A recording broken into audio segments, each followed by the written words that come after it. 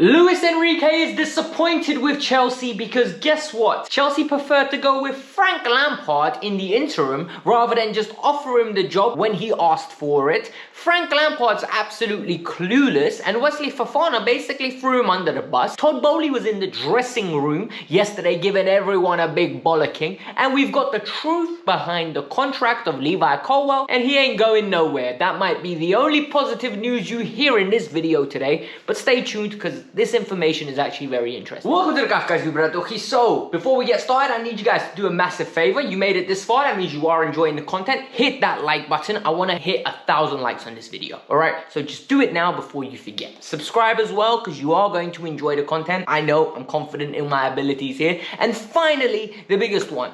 In my Instagram, which is in the pinned comment below, go and follow me there. Hit me, reach out to me. Football related questions, I usually respond, and it's a great way to grow a community. Now, let's start with the Enrique. AS is reporting that Luis Enrique is disappointed when it comes to Chelsea. Luis Enrique came to London, he had a video interview with Chelsea, then he got on a flight from Barcelona to London, went and met the owners, and more importantly, met some of the chief executives, really impressed them with a fantastic PowerPoint, apparently, that's what we've been told, and he was trying to encourage him. He was like, look, give me the job now. Let me go into the Madrid game. I believe we can beat Madrid. I believe with my system, we can set something up. I believe that I'm the right man for the job. Chelsea decided to hold off. Chelsea said no, and he's very disappointed. And this, for me, is the sign of what's going on at Chelsea. Why did they hold off? Well, the first reason they held off is because they're not convinced that he's the right man for the job. They really think he's got a great pedigree on paper. They believe he's got a great trophy collection. And more importantly, they think he could be the right man for the job. But they want to get this next appointment right. So they want to have multiple stages of interviewing.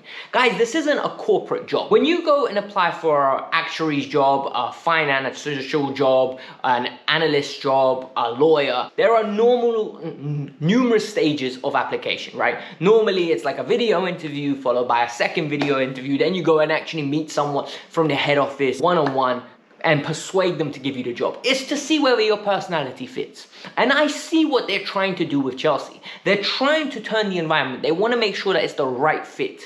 But the reality is, guys, the football world is very large. We all know every manager just by purely watching his work, by watching games that the teams he's managed, by literally knowing him as an individual through press conferences and seeing his track record off the pitch. And finally, they are in the loop. They know people that know him. So one meeting, in my opinion, should have been enough to know whether Enrique is your guy or he isn't. What can Enrique do in 3 or 4 or 5 interviews to persuade you that he is the #1 candidate that he didn't do in the first interview? Personally, I think this is being dragged out too much. I believe they just are not sure with what they want to do, and they're so scared of making a decision. And the worst place to be when you're making a decision is being hesitant with the decision you're making, because then you're overcomplicating it and you're overthinking. So you all know that we opted to bring Frank Lampard back. And this is where the story gets very interesting. And I think we all need to sit down and actually think about what's been happening, right? Frank's come back in, and Frank came in, and we heard the words, good vibes, get the spirit around the dressing room up, make sure that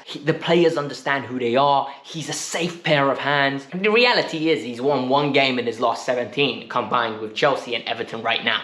So I don't know how they thought he would be a safe pair of hands. That's my personal opinion. But now let me give you guys some insight from journalists that have been writing about. Simon Johnston, I think he's from The Telegraph, has revealed that tactical sessions have been short in demand and short in supply at Chelsea. That is damning. And that is actually very understanding in the sense that we haven't seen any tactical setup.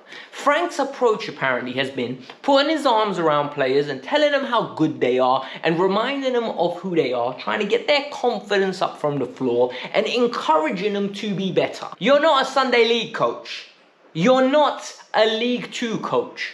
You're a professional football manager. Your job is to set up the team in a tactical setup that ensures they have the best possibilities to get the 3 points at the end of the game. This stinks of him not being qualified and him not knowing how to do the role that he's been hired to do. So he's literally going back to bread and butter stuff. He's going back to those cliches that we always hear, that I hate. I absolutely hate it. It's about passion, boys. It's about fight. It's about integrity. It's about commitment.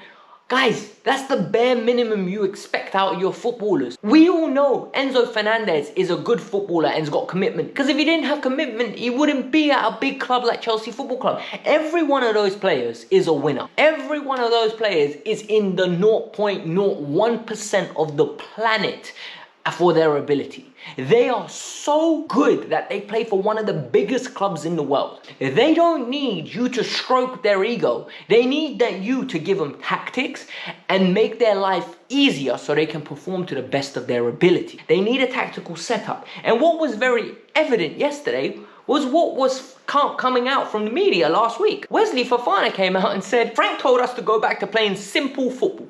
Go back to being who we are. Go back to being confident in ourselves. I'm sorry, but what is this nonsense? Wesley Fofana should not need Frank to tell him to be confident and play simple football. Frank should be instructing them on how to tactically set up. There's a reason why Wesley Fofana's performances have declined since Frank Lampard has taken over. There's a reason why Badiashile looked like Papi Delaboggi on the ball yesterday, and prior to that, he looked like John Terry under Graham Potter. Graham Potter is a good manager who absolutely could coach.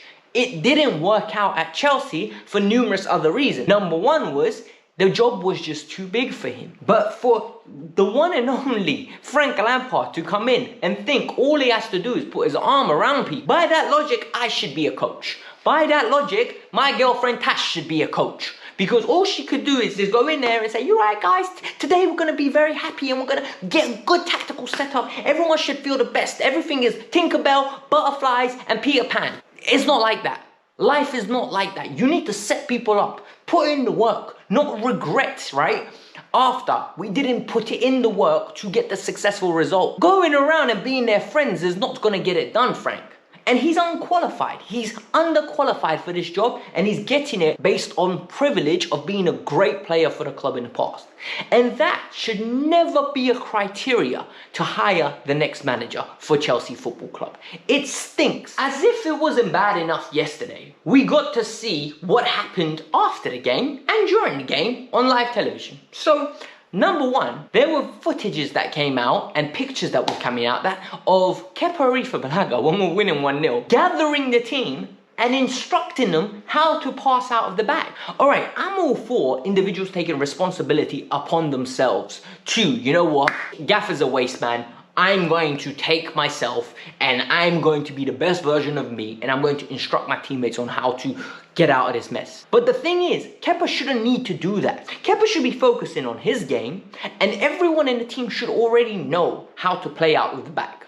It should be bread and butter stuff. We've been coaching them for a while to do this. So when Frank comes in, he needs to be drilling in certain patterns of play that they're going to be using over and over again. Go into that well over and over again. Why do you think Manchester City scores so many consistently replicable goals? Because they do the same patterns of play over and over again. Arteta's Arsenal, same things. Tuchel's Chelsea used to do the same thing. Why do you think James and Chilwell always ended up unmarked, wide of the goal, taking shots across goal? Why do you think Alonso used to chip in with so many goals? Because patterns of play that would unlock people and create the free man.